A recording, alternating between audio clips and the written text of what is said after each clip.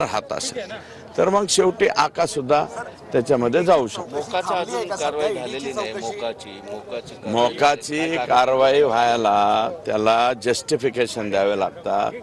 मोकाची त्याला आता आयजी लेवलची ही आहे। माझ्या मते मला माहित असं वाटतं की डीजी आणि राज्य सरकारची त्याला राज्य सरकारचं जे डीजी आहेत डीजींची परवानगी घ्यावी लागत असेल ती प्रक्रिया चालू असेल।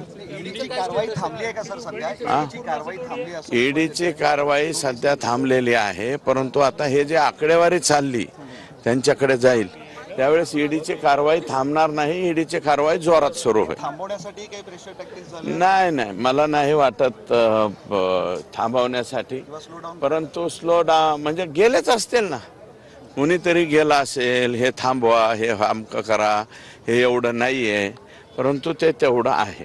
15 मुन्नी जे आहे, मी फक्त मुन्नीच्या बाबतीत एकच सांगतो की मुन्नी ही महिला भगिनी वगैरे नाही, ही राष्ट्रवादीतली मुन्नी ही पुरुष आहे आणि मी जे बोललोय त्या मुन्नीला 100% कळालेलं आहे, फक्त ती बाहेर आलेली नाही।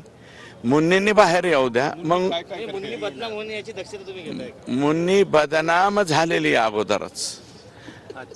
मुन्नी बदनाम हो गई डार्लिंग तेरे लिए, ही डार्लिंग जे आहे त्याच्यासाठी मी पूर्णपणे मुन्नी बदनाम झालेली आहे। मुन्नीचे सगळे लफडे सगळे सुपडे सगळं माझ्याकडे आहे।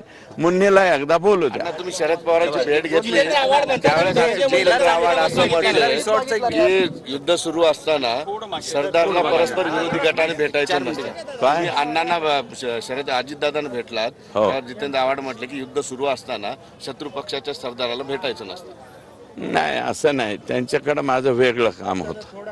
अजितदादा आणि माझे वेगळे संबंध आहेत। सरदार आहेत ते हेड आहेत आणि त्यांच्याकडे एकच हे एवढा विषय नाही, दुसरा एक विषय घेऊन मी गेलो होतो।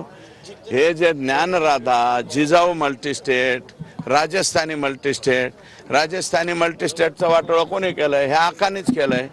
आका आणि त्यांच्या आका दोघांनी मिळून लोकांना कर्ज मोठ्या प्रमाणावरती त्यात दिले आणि नंतर बँक बुडाली म्हणून यांनीच वारडा केला आणि त्याच्यामुळे ते बिचारा भैयानी मातीत गेला ना, जेला ते आता। लक्ष्मण आखेने काल तुमच्यावर आरोप केले।